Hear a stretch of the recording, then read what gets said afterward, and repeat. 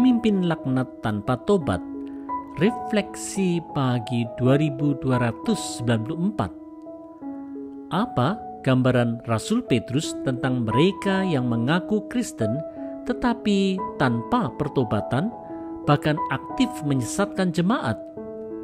Ini gambarannya di 2 Petrus 2 ayat 13b sampai 14. Berfoya-foya pada siang hari, mereka anggap kenikmatan. Mereka adalah kotoran dan noda yang mabuk dalam hawa nafsu mereka. Kalau mereka duduk, makan minum bersama-sama dengan kamu.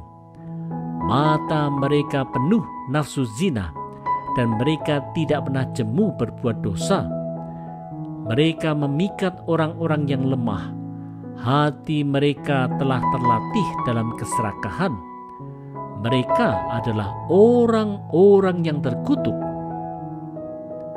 Saudara-saudara, kehadiran orang Kristen tanpa pertobatan seperti ini akan menghancurkan jemaat Tuhan. Mereka harus dihindari. Saudara-saudara, teguran keras Rasul Petrus terhadap orang Kristen tanpa pertobatan di masa lalu ini bisa saja terjadi di umat Tuhan di masa kini.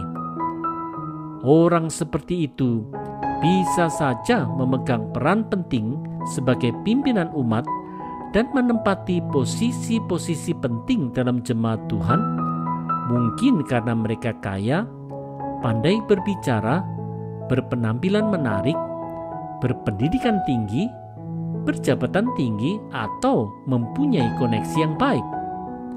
Kalau pemimpin umat suka foya-foya, mabuk dalam hawa nafsu, suka pesta pora, mata penuh nafsu zina, tidak bosan-bosannya berbuat dosa, dan berhati serakah, pemimpin umat yang seperti itu adalah pemimpin yang terkutuk di mata Tuhan.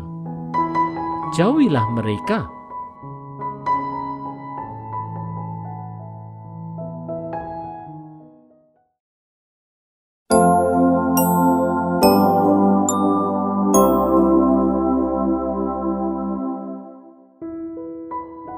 Jangan nekat untuk tidak taat. Refleksi pagi 2295. Dengan mengacu pada kasus Bileam di Bilangan 22, Rasul Petrus mengingatkan jemaat akan guru-guru palsu yang ada di jemaat waktu itu. Ini peringatannya di 2 Petrus 2 ayat 15 dan 16. Oleh karena mereka telah meninggalkan jalan yang benar, maka tersesatlah mereka, lalu mengikuti jalan Bileam anak Beor yang suka menerima upah untuk perbuatan-perbuatan yang jahat. Tetapi Bileam beroleh peringatan keras untuk kejahatannya, sebab keledai beban yang bisu berbicara dengan suara manusia dan mencegah kebebalan nabi itu. Saudara-saudara, para guru palsu suka menerima upah seperti Bileam untuk melakukan hal yang tidak dikenan Tuhan. Pelayanan jemaat hanyalah sarana bagi mereka untuk mendapat uang. Saudara-saudara, apakah peringatan Rasul Petrus berkenaan dengan kasus Bileam yang cinta uang itu masih relevan bagi pengajar firman di jemaat Tuhan masa kini? Tentu saja masih relevan. Kita harus selalu mengingat peringatan Rasul Paulus di 1 Timotius 6 ayat 10. Karena akar segala kejahatan ialah cinta uang. Karena itu, sudah seharusnya lah umat Tuhan untuk berada di garis depan untuk ikut mengupayakan akuntabilitas dan transparansi dalam pengelolaan keuangan. Kita harus ingat bahwa seperti halnya Tuhan memurkai Bileam, maka Tuhan akan memurkai mereka yang cinta uang. Kalau kita sudah tahu apa yang menjadi kehendak Tuhan, janganlah kita nekat untuk tidak taat.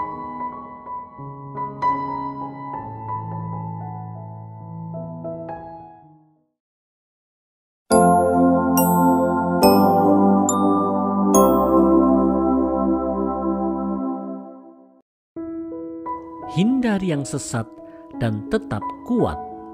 Refleksi pagi 2296. Apa gambaran Rasul Petrus tentang guru-guru palsu yang cinta uang seperti Bileam? Mari lihat 2 Petrus 2 ayat 17 dan 18. Guru-guru palsu itu adalah seperti mata air yang kering, seperti kabut yang dihalaukan tofan. Bagi mereka telah tersedia tempat dalam kegelapan yang paling dahsyat. Sebab mereka mengucapkan kata-kata yang congkak dan hampa dan mempergunakan hawa nafsu cabul untuk memikat orang-orang yang baru saja melepaskan diri dari mereka yang hidup dalam kesesatan. Saudara-saudara, guru-guru palsu adalah seperti mata air kering dan kabut dihalau tofan yang membawa masalah besar di jemaat karena kecongkakan, omong kosong, dan hawa nafsu cabul mereka. Mereka harus dihindari. Saudara-saudara, guru-guru palsu telah menyesatkan jemaat dengan ajaran yang tidak benar dan sikap hidup yang bobrok. Masih adakah mereka di jemaat Tuhan di masa kini? Jangan-jangan masih ada. Walaupun mereka mengaku sebagai pengajar firman, mereka sombong, suka omong kosong, dan bernafsu cabul. Hanya saja mereka punya pengaruh di jemaat karena mungkin mereka kaya, punya karisma, pandai berbicara, berpenampilan menarik, atau berjabatan, sehingga banyak anggota jemaat terpikat berat dan ikut sesat.